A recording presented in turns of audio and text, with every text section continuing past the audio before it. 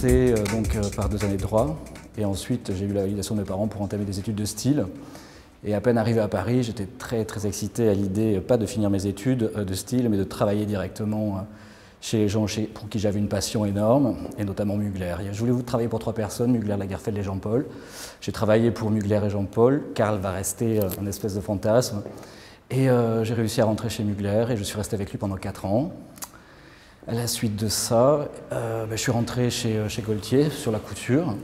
J'y suis resté 8 et ensuite, voilà, j'en suis là aujourd'hui. Je crois que quand on est éduqué professionnellement dans un certain univers, forcément, on chope des tics assez inconscients de construction de vêtements, d'esthétisme, de goût et de précision. Je dis de précision parce que les 2 personnes pour qui je travaillais étaient vraiment des perfectionnistes puissance 1000. Et je crois que oui, ensuite, c'est trouver sa propre voie et sa propre vision de la femme. C'est un peu se servir du passé pour le réinterpréter aujourd'hui et dans une façon beaucoup plus personnelle, oui. Je suis assez exigeant dans la coupe, assez intransigeant sur les mélanges de matières et j'aime beaucoup mettre au point de nouvelles matières, d'utiliser des anciennes traditions et les mélanger avec des nouvelles, faire rencontrer des corps de métiers différents. Je trouve que ça fait progresser tous les univers. Ce métier, c'est quand même un métier qui est basé sur l'échange entre les fournisseurs et les fabricants. Et je crois que c'est ce qui fait la richesse d'un produit.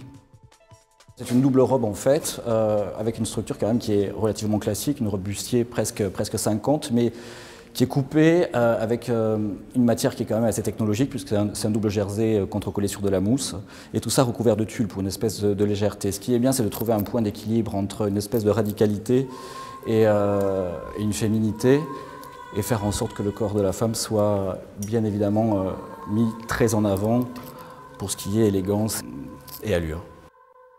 J'ai la chance d'habiller des personnes qui ont entre 20 et 60 ans, qui sont d'univers différents, qui ont évolué dans des contextes sociaux et culturels complètement différents.